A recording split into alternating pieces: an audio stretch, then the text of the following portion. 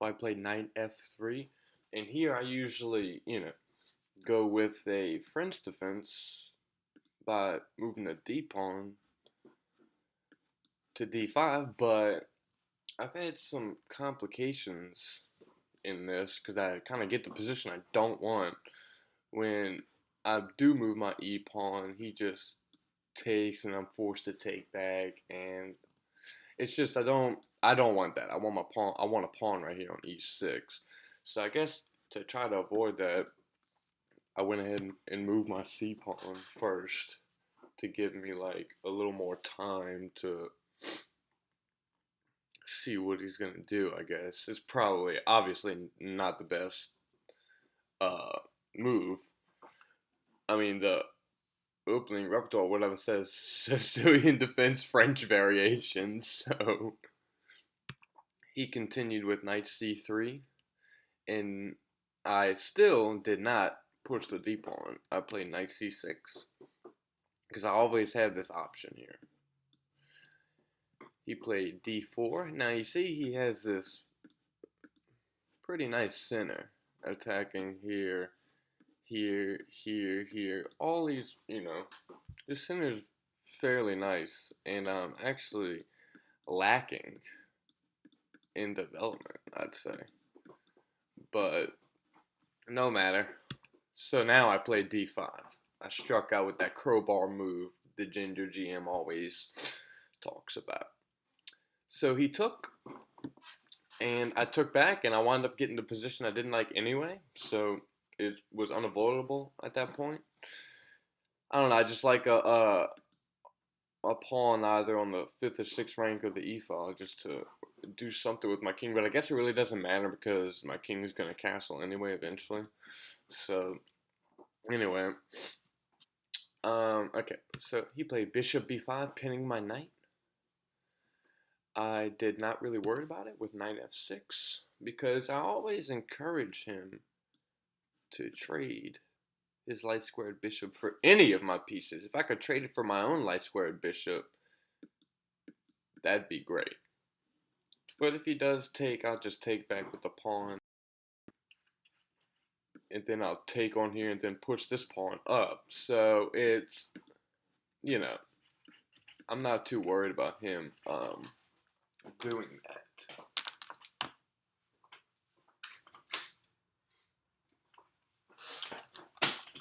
So, for instance, if he did, takes, I take, sideline move, let's just say, I'm just trying to, what I'd do, I'd take here, what I would do, he'd take here, and then I'd push this one. So, um, so anyway, so I played knight f6, and he actually took on there, is what he did. So I took back, he played bishop g5, and then I did indeed, pinning my other knight, I did indeed take on there. And he took with the queen here. So I now played bishop e7. My opponent castled. I castled as well. Knight e5. Now his pieces are getting fairly close to my king here. He has these three magic number of pieces attacking. And I was a little uncomfortable at this point because now I gotta do something to protect this c-pawn right here. My knight, I still kind of consider it pinned because when I do move it, I'm forced to take on this bishop, which isn't bad, It's if I was to move the knight with some type of discovery on the queen, it wouldn't work because he could always take on my bishop and attack my queen at the same time. So what I did here was I went with that move c5 that I originally intended to play before the sidelines to kind of force his queen to move and get the pawn out of the way of the knight.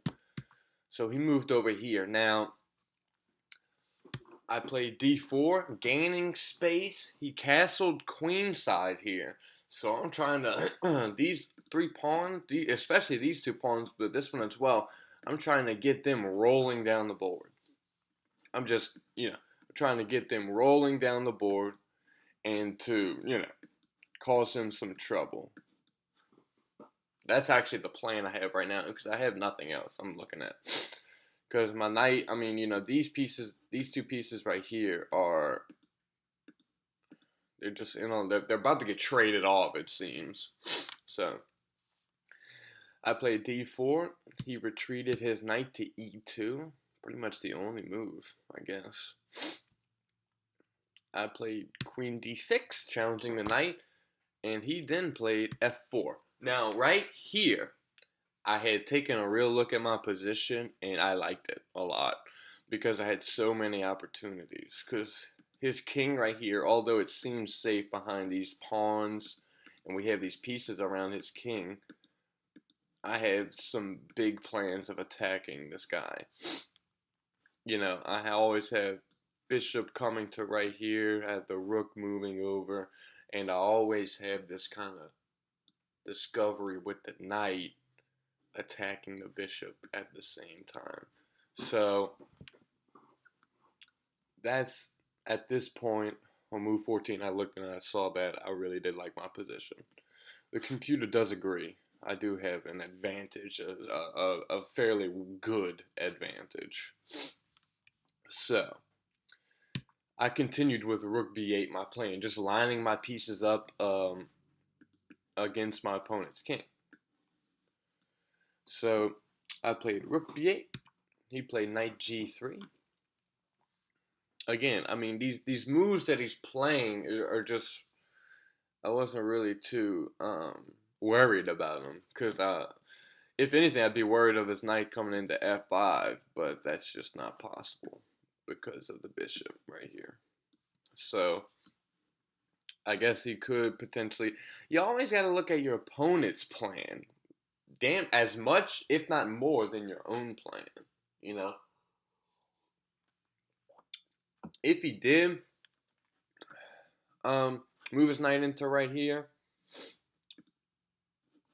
I wasn't really too sure what I was going to do. I didn't even really think about that. I'm thinking about it now, though, which is not good. But as a result of that move, I have a serious advantage right here. So let's see. The computer says that the best move is queen a6. I actually played queen b6, which obviously dropped my advantage.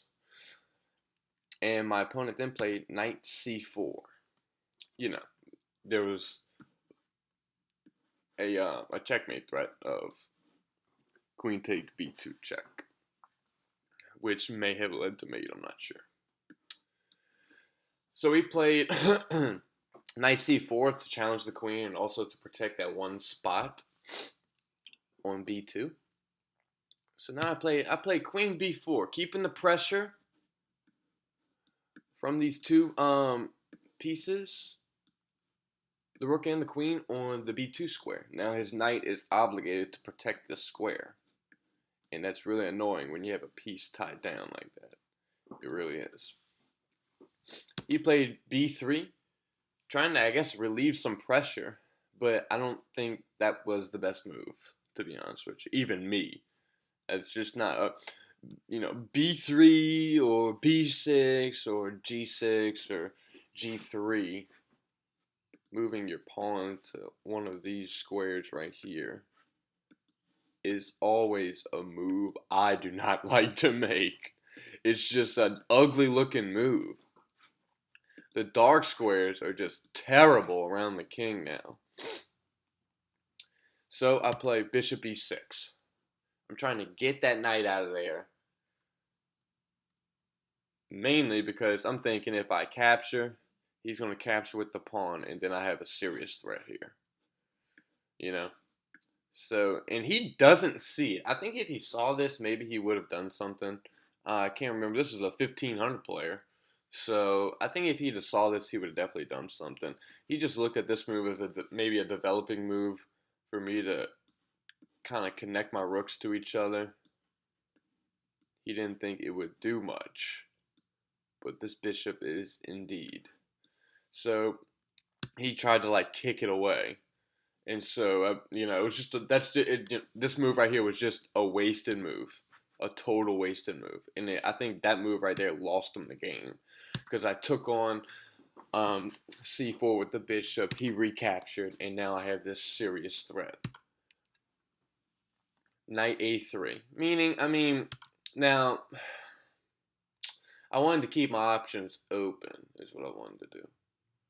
The best move they say here is to bring the bishop back to d8, and I guess over here to help the queen. Because if we're talking about magic pieces attacking, I really only have 2. But my knight is going to jump in here at the very correct moment. So I check him on a3. He has one move, king d2.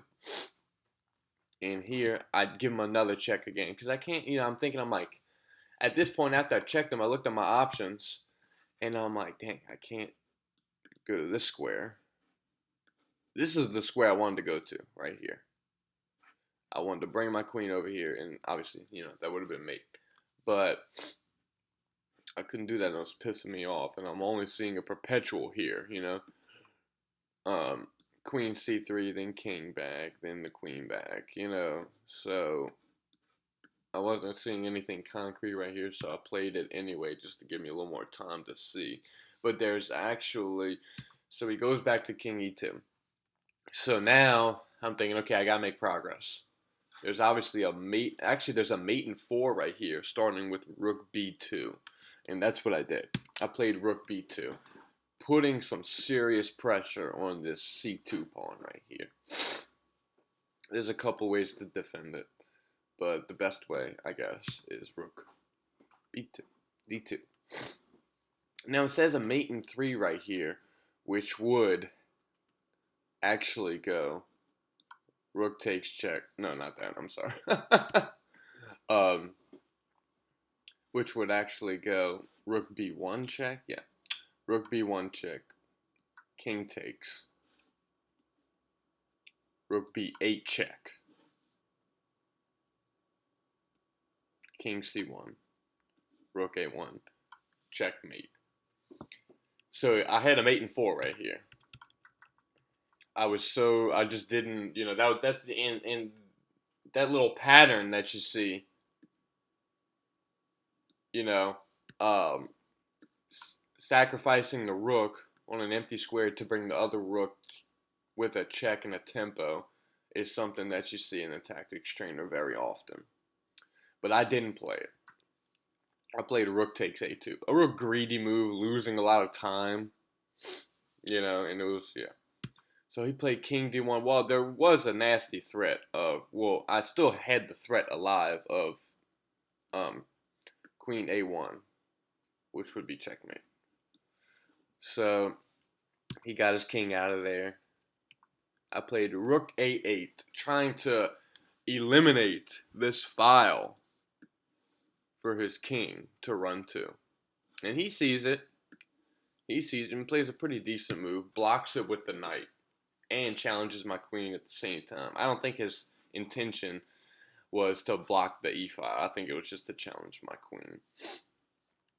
So I went ahead and gobbled up that pawn. Still, I'm a greedy son of a bitch right here. I'm not going to lie. Now, right here, I'm really looking at my options. He moved his knight back. And it's saying the best move here is to sack the rook on a2 and just bring the knight in for the kill. But I didn't see that. I didn't see no reason to do that. Because when I have a pretty high advantage and I start sacking pieces, I end up losing. So, because they're always, the sacrifices are never sound. So, you know, I just played rook b2, got him out of there. And at this point, I'm thinking I have to bring this game to an end. You know, because I was always thinking of my knight right here on f6 as a dead piece. The piece is just pinned. You know, I could have moved him right here and had a mass exchange of all these pieces on e7, but I didn't want to do that, you know, because I felt like I needed more than this queen and rook, which is freaking ridiculous. when he played rook e1, I'm like, son of a bitch. There's no chance of me moving the damn knight now. You know, I'm like, shit. And now I'm thinking, this move right here, rook to e1, I'm like, that was an excellent move because now, because I've been piddling around gobbling up pawns with this rook and queen, I've lost some valuable time on my attack, and now you know, I have a serious advantage right here, but I'm thinking I've lost some valuable time, and he now has the upper hand, I feel. Material's quite even right here, but besides the fact, I mean, if you're speaking of minor pieces, I have like way more pawns than him, but so right here, I take a long look and I look at my options. And I do like Simon always says, he says, if you could place this knight right here, anywhere on the board, where would you put it? And I said, well, I'd put it right here on the c3 square. Checkmate. That's what I do.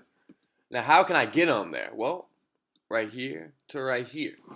I'm like, well, he's kind of pinned, though. Well, not really. Because I'm thinking, if I move the knight, and he takes, well, that's fine. Then I'll just checkmate him right here on c3. I'm thinking, how can he defend that? And I made all these assumptions very quickly. So I don't think he really had time to think about it. I just went ahead and played it. I noticed that I had an increased tempo when I did do that. So I was thinking at minimum I'm going to win that bishop right here on g5. So I felt like knight to d5, threatening mate and threatening taking that bishop. He wound up taking on e7. Yeah. Which leads to mate in one with knight c3, checkmate. So it was a pretty decent game. It was really interesting at the end. I had this nice attack going, and you know, it was a fun game. It was a really fun game, you know. So, but the key moments were right here. I feel like after I moved my bishop to c6, and he pushed with this pawn, and I wound up capturing right here on c4, forcing the pawn to take and opening up this file for a check on the king, and this soon-to-be mating net that is going to be shooting across this king, which is going to be unstoppable. And I knew right there when that I had a serious attack going on. So, alrighty, well, thanks for enjoying, y'all. I appreciate y'all tuning in. So, have a good day.